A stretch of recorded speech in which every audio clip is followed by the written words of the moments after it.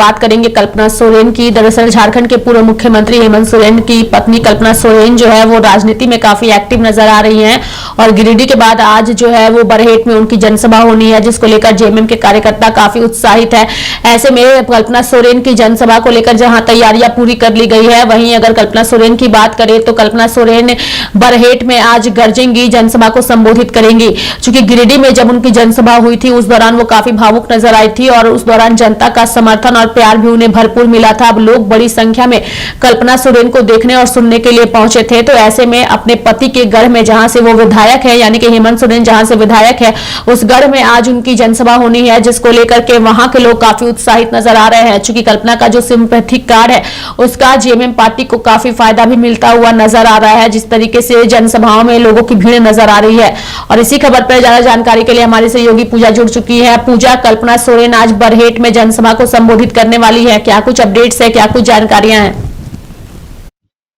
देखिए रेखा, जिस तरीके से बरहेट में कल्पना सोरेन का ये पहला दौरा होगा और वो पहली बार जनसभा को संबोधित करने जा रही हैं, वो भी बरहेट में, जहां से पूर्व मुख्यमंत्री हेमंत सोरेन का वो विधानसभा सीट है और वहां से वो आते हैं। और अगर हम लोग वहां की बात करेंगे तो बरहेट में कल्पना सोरेन सभी कार्यकर्ताओं के बीच एक उल्लास भरने का प्रयास करेंगे, जोश भरने का प्रयास करेंगे, क्योंकि एक आपको हम एक बयान आपको याद दिलाना चाहेंगे रेखा, जो कि हाफिजुल हसन ने हमारे साथ बातचीत के दौरान कहा था,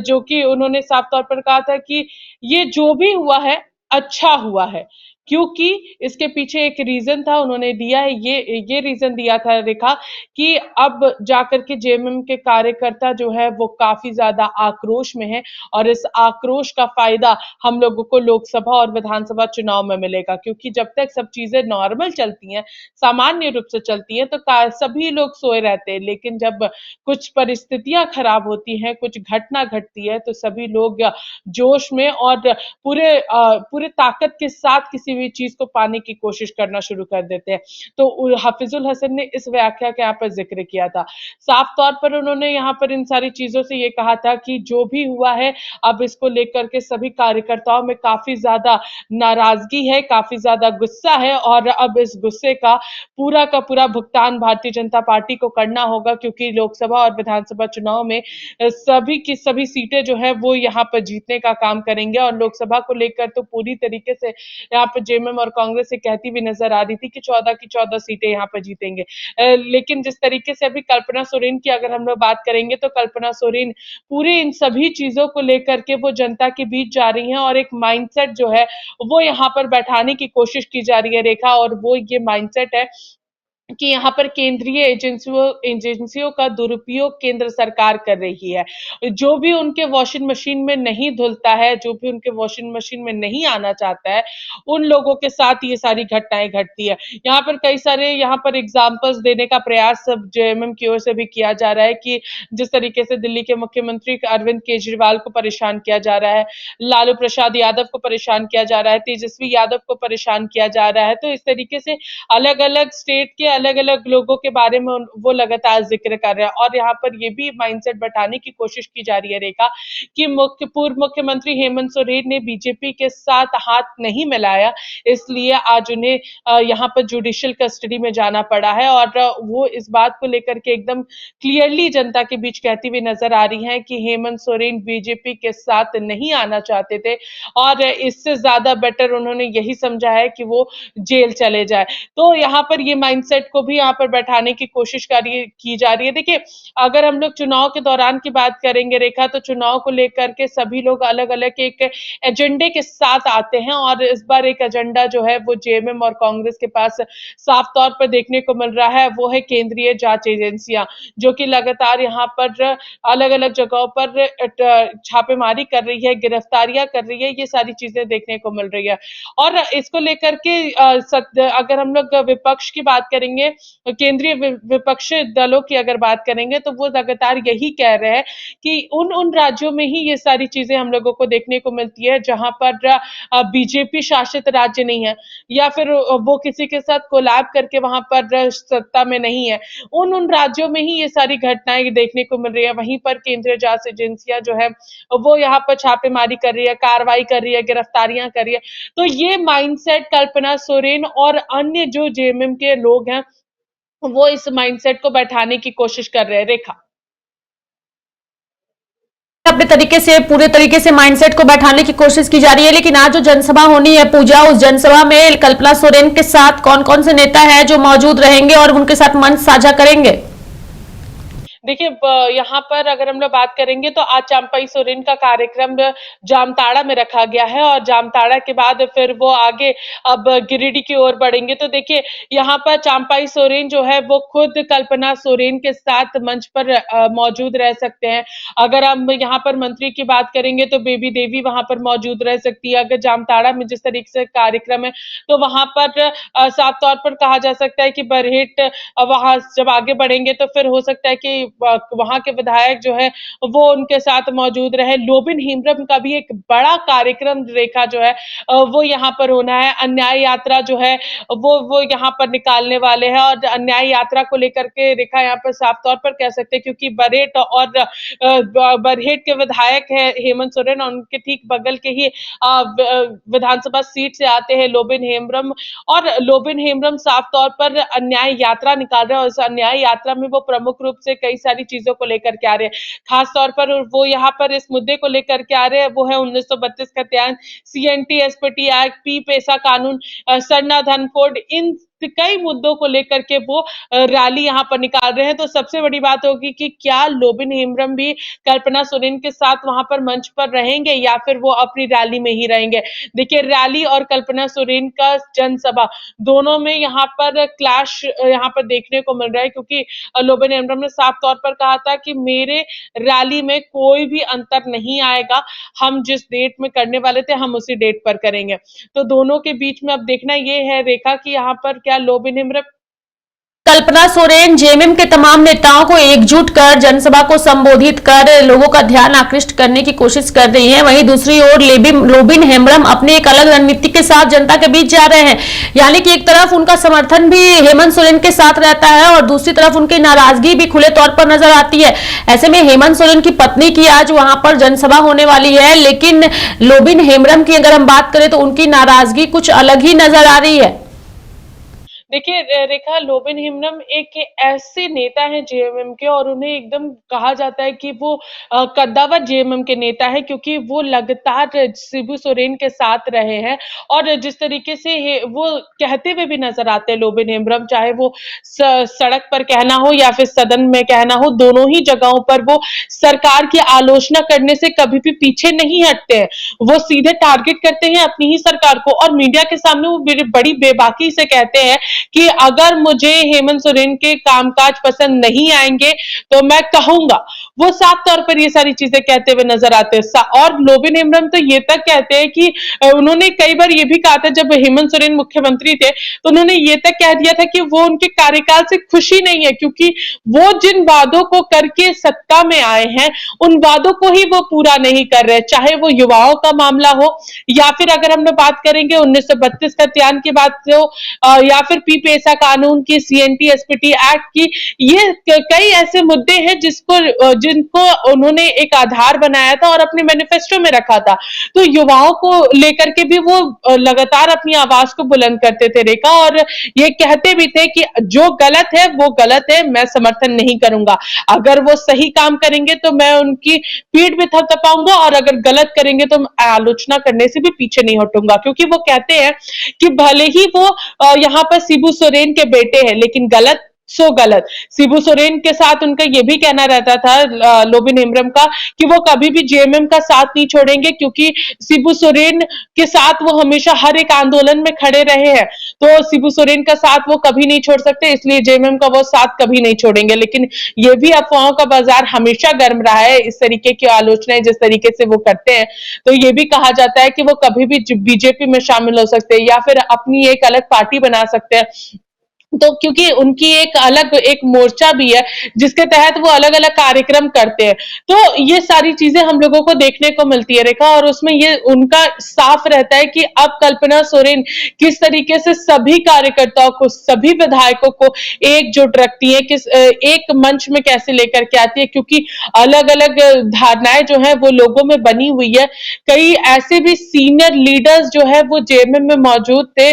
जो कि चंपई सोरेन से भी मतलब पहले से उनके साथ जुड़े हुए हैं और कई समय से उनके साथ रहे। लेकिन चंपई सोरेन की अगर हम लोग बात करेंगे रेखा, तो चंपई सोरेन भी शिबू सोरेन के साथ शुरू के आंदोलन से जुड़े हुए रहे और उन्होंने भी कभी भी शिबू सोरेन का साथ नहीं छोड़ा है। तो देखिए कि सभी तत्व और सारी चीजों को देखने के बाद वो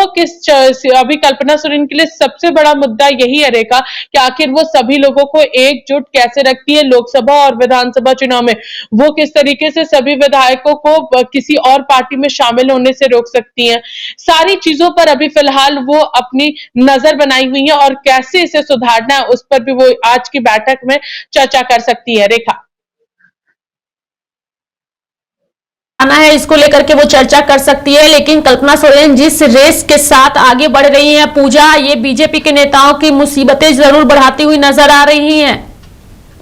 यहाँ रेखा जरूर यहाँ पर बीजेपी की मुश्किलें बढ़ सकती है, क्योंकि यहाँ पर अगर हम लोग बात करेंगे तो एक माइंडसेट की मैंने शुरुआत में बात की थी रेखा, जिसमें एक माइंडसेट को यहाँ पर बैठाने की कोशिश की जा रही है। और सबसे बड़ी बात है कि संथाल में उनका कार्यक्रम होना, और माना जाता है कि संथाल जो है वो पूरी तरीके से जेएमएम का गढ़ है, और अगर जेएमएम के गढ़ में अगर कल्पना सोरेन घुस करके ये बातें कह रही है, और सबसे बड़ी बात है कि वो लोकसभा चुनाव से पहले इतनी ज्यादा एक्टिव हो चुकी है, तो उनका एक्टिव होना भी बहुत महत्वपूर्ण होता है। और राजनीति में घुसना भी, राजनीतिक एंट्री को लेकर के लगातार बीजेपी जरूर ये कहती है कि उनकी राजनीतिक एंट्री कहीं से भी उन्हें परेशान नहीं करने वाली है। लेकिन आपको याद होगा जब भी जेएमएम का स्थापना दिवस होता है दुमका में, वो देर रात शुरू होता है, लगभग 1-2 बजे के करीब में शुरू होता है। उस दौरान भी वो भी ठंड के टाइम में उनका स्थापना दिवस होता है, तो उस दौरान शिबू सोरेन को सुनने के लिए लोग उस ठंड में बैठे रहते हैं।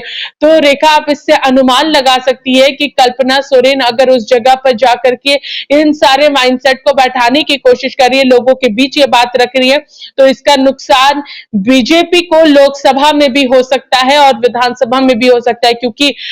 यहाँ पर अगर हम लोग बात करेंगे तो दुमका से यहाँ पर कई यहाँ पर बीजेपी की ओर से प्रत्याशी उतार दिया गया है। सुनील सोरेन जो है वो वहां के प्रत्याशी हैं, और वहां से अगर इन सारी चीजों को हम लोग देखेंगे तो कल्पना सोरेन जिस तरीके से अपनी बातों को रख रही है, उससे काफी ज्यादा प्रभाव अगल बगल के लोकसभा सीटों पर भी पड़ सकता है।